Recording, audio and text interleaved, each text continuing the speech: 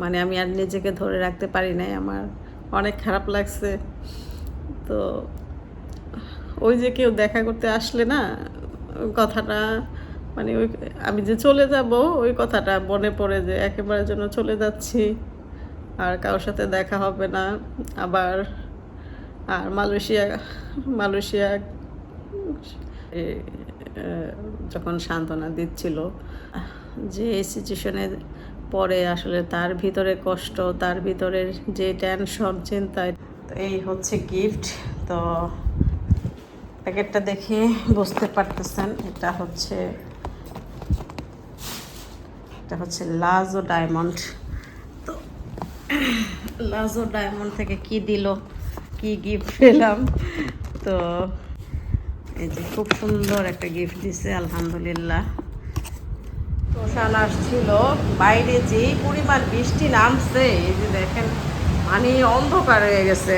তো ভাবি হচ্ছে মানে কি বলবো, ভাবি আবার খাবার পাঠাইছে। ভাবি হচ্ছে বেশ কিছুদিন ধরে অসুস্থ, এত অসুস্থ ভাবি মানে বিছানা থেকে উঠতে পারে না, জ্বর, ঠান্ডা, কাশ, মানে এরকম অবস্থা। 2 দিন যাবৎ ভাবির সাথে কথা হইতেছে, কথাই বলতে পারে না। এর মধ্যে আবার এই যে খাবার দিয়ে পাঠাইছে। বলেন তো দেখি, আমি পুরাই রাগ করছি ভাবির সাথে। আমি আপনাকে দিতে পারতেছি না, আমার কাছে আরও খারাপ লাগতেছে। আপনি এমন সময় অসুস্থ হইলেন, আমি কিছু করতে পারতাছি না। তো এর মধ্যে আবার এই যে ভাবি খাবার পাঠাইছে, বলে যে ভাবিও 2 দিন 3 দিন যাবত কিনা খাইতেছে। তো ভাবি সবসময় তো আর বাইরের খাবার ভাল লাগে না। আজকে একটু এই যে বিছানা থেকে উঠে রান্না করছি। তো মানে বেশি কিছু রান্না করি নাই, যা রান্না করছি আমি ঘরের জন্য, আমার জন্য, আপনার জন্য সেটাই পাঠাইছি। আমি বললাম ভাবি এমন মানে করলে, সব সময় করলে এমন আপনার ভাল লাগে? আপনি নিজের জন্য রান্না করছেন ঠিক আছে, নাইলে একজনে দিতে গেলে আসলে একটু ভেজালই হয়, সেটা তো আমি বুঝি। তারপর দেখেন এই অসুস্থ শরীর নিয়ে রান্না কইরা তারপর আবার পাঠাইছে।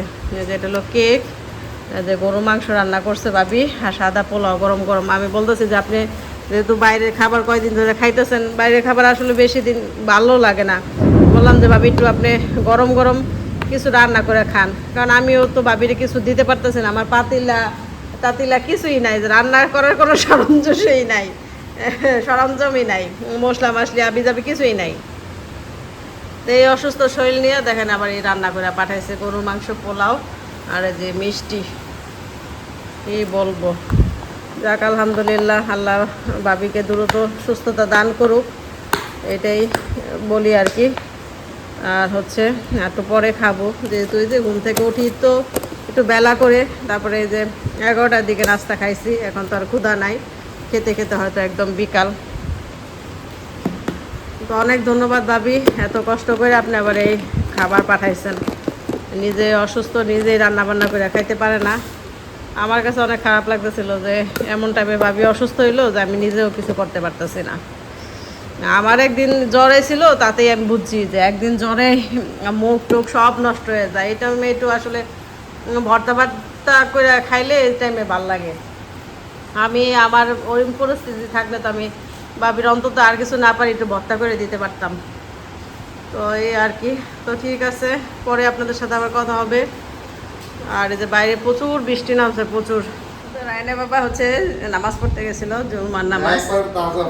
তো কিছু ফল ফ্রুটস নিয়ে আসছে। ওরে আল্লাহ, লিচু! ও মাই, এত বড়! মাশাআল্লাহ, ক্যামেরায় বোঝা যাইতেছে না এত, মানে আমি তো এত বড় লিচু আমার মনে হয় এই প্রথম দেখলাম। এগুলো কি মনে চাইনিজ লিচু না? দেখো কত ফ্রেশ। হ্যাঁ, আমার মনে চাইনিজ লিচু রাই নেবো। আমগো দেশি লিচু কি এত বড় হয়? বড়টা দেখো পুরো ফ্রেশ, একদম ফ্রেশ। ও মাই গড! তো রায়না বাবু বলতেছে যে দেশে গিয়া তুমি হয়তো এই লিচু আর পাইবা না, দেশে লিচু তো প্রায় মনে হয় শেষ এখন। তো এখানে পাইছে, তো বেশ করে লিচু নিয়ে আসছি। থ্যাংক ইউ আমার ডিয়ার হাজব্যান্ড। আর এই যে রামবুটান হচ্ছে, এখন হচ্ছে মালয়েশিয়ান ফল খাবো কিছুদিন, যে কয়দিনই আসি চিন্তা করছি মালয়েশিয়ান ফল খাবো। একদিন করে এক একটা, যেটা কাছে হাতে কাছে পাবে, রামবুটান, ম্যাঙ্গোস্টি, তারপর হচ্ছে আর একটা কি জানি আছে, কাটলেচু, ওগুলি, তারপর হচ্ছে এই যে অনেকদিন হয়েছে খাই না, রামবুটান খাই না। তো এখন যাওয়ার আগে শুধু মালয়েশিয়ান ফল খাবো। আর এটা ভালো পাইছে। ও মা, কি বড় বড় রেঞ্জ দাও, একটু ধো, এইগুলো একটু ধুয়ে দাও আমার। মিষ্টিতে অলরেডি দোয়াই না তারপরও ধো। আর কি দমু দাঁড়াও, সরান। দুই হচ্ছে দেখা করতে আসছিল। তো যেহেতু আমার বাসার অবস্থা ভালো না, বসার জায়গাটাকেও নাই, আবার আয়নে বাবা বসে নিচে কাজ করতেছিল। তো আমাদের হচ্ছে 8 তলায় গেছিলাম আর কি। তো এখানে ভাবিরা হচ্ছে আমাকে একটা সুন্দর জিনিস গিফট দিয়ে গেল। তো আমাদের এখানে একটা ইসলামিক গ্রুপ আছে। তো এই গ্রুপের হচ্ছে মানে একটা নিয়ম আছে, যারা এই গ্রুপ থেকে মানে একবারের জন্য দেশে চলে যায় বা একবারের জন্য অন্য কোনো কান্ট্রিতে চলে যায়, মানে মালয়েশিয়া ছেড়ে একবারে যদি চলে যায়, তো তাদের সবাইকে গিফট দেয়। তো আমাকেও একটা গিফট দিয়ে গেছে। তো সেটা একটু দেখাই আপনাদের সাথে। খুব সুন্দর একটা গিফট দিছে। তো এই হচ্ছে গিফট। তো প্যাকেটটা দেখে বুঝতে পারতেছেন এটা হচ্ছে লাজো ডায়মন্ড। তো লাজো ডায়মন্ড থেকে কি দিল, লাজো ডায়মন্ড থেকে গিফট পেলাম, কি গিফট পেলাম, তো সেটাই আর কি দেখাই আপনাদের। মানে লাজো ডায়মন্ড হচ্ছে একটা শপের নাম আর কি। তো এখানে যে রিসিপ্টটা আছে আর কি। এই যে খুব সুন্দর একটা গিফট দিছে, আলহামদুলিল্লাহ। তো এর আগে বেশি দিন হয় নাই মনে হয়, কিছুদিন আগে আমিও আর আরেক ভাবি আর কি, যে গ্রুপের মানে তত্ত্বাবধানে আছে, সেই ভাবি মিলে আমিও কিছুদিন আগে এক আপুকে এরকম দিয়ে আসছিলাম, আমি আর ভাবি মিলে। তো আজকে আমাকে দিয়ে গেল সবাই, এই আর কি। এই যে, তো এটা হচ্ছে হোয়াইট গোল্ডের হচ্ছে কানের রিং, টপ আর কি, টপ রিং না টপ। এই হচ্ছে গিফট, আলহামদুলিল্লাহ খুব সুন্দর একটা গিফট পেলাম। তো আমাদের ওই গ্রুপ থেকে আর কি সব আপুরা মিলে আর কি, গ্রুপের যত আপুরা আছে, তো মানে আমাদের যে এলাকার যারা আছে সবাই মিলে। তো এই যে হোয়াইট গোল্ড, এটা খুব সুন্দর হয়েছে। অনেক অনেক ধন্যবাদ সবাইকে, অনেক অনেক ধন্যবাদ। যে আমি ভাবি আবার আমাকে একটু পড়ায় দেখলো যে ঠিক মতো হয়েছে কি না। যে আবার ভাবি বললো যে রিসিপ্ট দিয়ে দিছে, মানে বললো যে তুমি যদি চেঞ্জ করতে চাও তো চেঞ্জ করতে পারবা। তো এই আর কি, চেঞ্জ করার কোনো দরকারই নেই, এটা স্মৃতি হিসেবে থাকবে সব সময়। এদিক ওদিক হচ্ছে কোথাও গেলে পরা যাবে। খুব সুন্দর কিন্তু টপ দুইটা পরশু পরও নাকি ভাবি বললো যে অনেক ভালো লাগছে। তো এই আর কি, সবাইকে অনেক অনেক ধন্যবাদ। তো এটা হচ্ছে আমাদের গ্রুপের আর কি নিয়ম, যারা চলে যায় তাদেরকে একটা করে গিফট দেয়। খুব সুন্দর এটা, আমার এই বাক্সটাই কিন্তু খুব সুন্দর লাগছে, বাক্সটা খুব সুন্দর। এই যে হোয়াইট গোল্ডের আর কি এটা। তো সবাইকে অনেক অনেক ধন্যবাদ জানাই। তো এই আর কি, ভাবি আবার কষ্ট করে দিয়ে গেল। আমাদের একটা প্রোগ্রাম হয়েছিল কিছুদিন আগে, ঈদ আর কি গ্যাদারিং। তো ওইটার মধ্যে যাওয়ার কথা ছিল, ভাবছিল ওইখানে আর কি আমাকে দিবে, যেহেতু ওইখানে সবাই ছিল, গ্রুপের সবাই ছিল। তো আমারও যাওয়ার কথা ছিল, ভাবি গেছিলো আর কি, আপনার হয়তো ভাবির ব্লগে দেখছেন, ভাবি গেছিলো। তো আমি আর যেতে পারি নাই, কারণ আমার শরীরটা খারাপ ছিল, তো এই জন্য আর যেতে পারি নাই। তো আজকে হচ্ছে 2 আপু এসে দিয়ে গেল আর কি গিফটটা, এই আর কি। তো গিফটটা তো দেখাইলাম, গিফটটা খুব সুন্দর হয়েছে আলহামদুলিল্লাহ। তো অনেকক্ষণ বসে ভাবির সাথে আর একটা আসছিল, আমার পরিচিত বোন, ছোট বোনেও আর কি। তো ওদের সাথে কথা বললাম। আসলে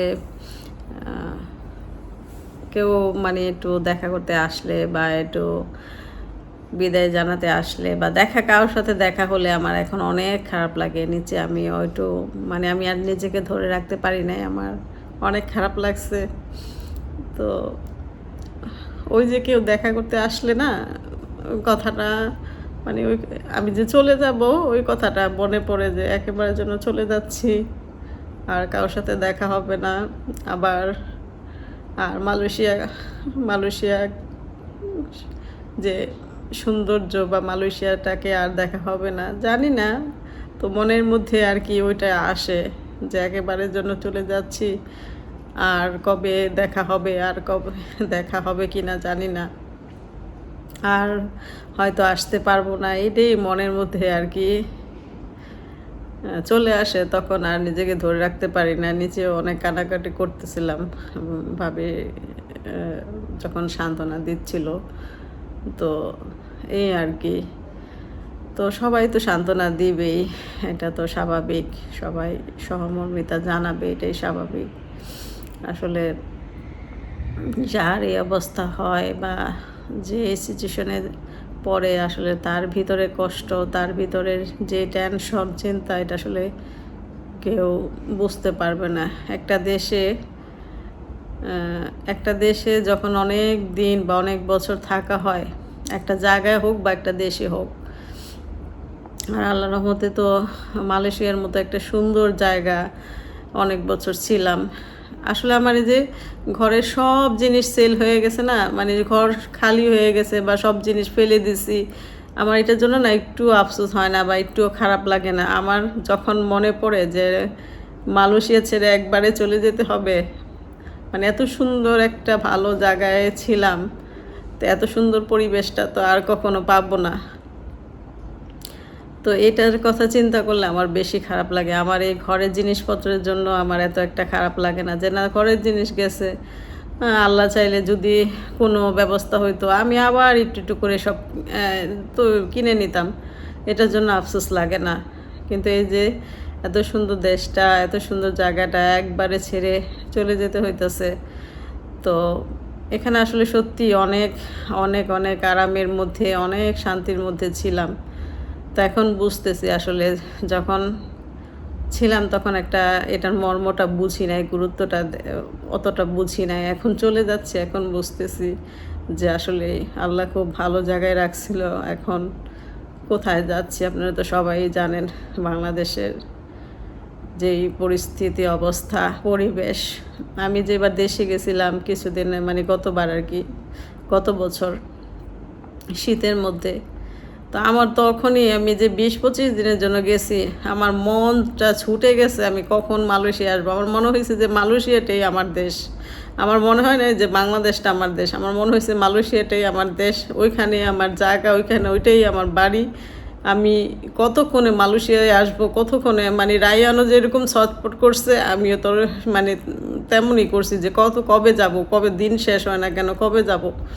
যখন মানে আমি ফার্স্ট দিন যখন আসি, তখন রায়ানও একটা মানে এমন নিঃশ্বাস একটা ছাড়ছে যে আলহামদুলিল্লাহ আমার বাসায় আসতে পারছি, আমারও একটা এমন শান্তি লাগছে। তো এই আর কি, তো এই জন্য আর কি বেশি খারাপ লাগে যে এত সুন্দর একটা পরিবেশে ছিলাম, এখন কোথায় যাচ্ছি, কিভাবে থাকবো, কোথায় থাকবো কিছু জানি না, সব কিছুই আল্লাহর হাতে। তো এই আর কি, তো সবাই তো সান্ত্বনা দিবেই, বুঝ দিবেই, এটাই স্বাভাবিক। তো ঠিক আছে, অনেক কথা বললাম, পরে আপনাদের সাথে আবার কথা হবে। আর গিফটটা কেমন হয়েছে সবাই জানাবেন, আমার কাছে খুব ভালো লাগছে। সবার স্মৃতি হিসেবে, গ্রুপের স্মৃতি হিসেবে গিফটটা রেখে দিব, সব সময় আমার কাছে থাকবে ইনশাল্লাহ, আর কোথাও গেলে ইনশাল্লাহ পরবো। তো ঠিক আছে, আজকে এখানেই বিদায় নেই, সবাই ভালো থাকবেন, আল্লাহ হাফেজ।